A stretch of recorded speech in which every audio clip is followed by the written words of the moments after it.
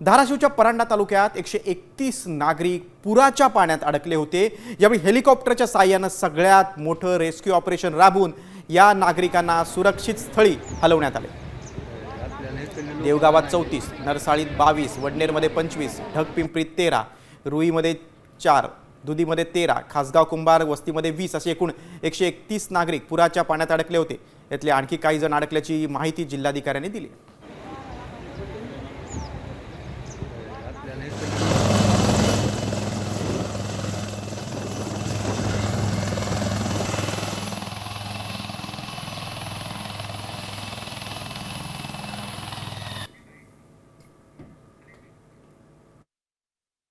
काल रात्री प्रचंड पाऊस पडल्यामुळे आणि आपला वरचे जे धरण आहे त्याच्यातून विसर्ग वाढल्यामुळे आपल्या काही गावामध्ये लोक अडकले होते। आता अजून वडनेर, दगपिंपरी, रुई या गावामध्ये एक 10 ते 15 लोक अडकले आहेत। सो आणि वाडेगावान इथे पण काही लोक अडकले आहे। सो NDRFची टीम आणि आमच्या स्थानिक बचत टीमकडून त्यांना सुरक्षितपणे बाहेर काढण्याचे प्रयत्न सुरू आहेत।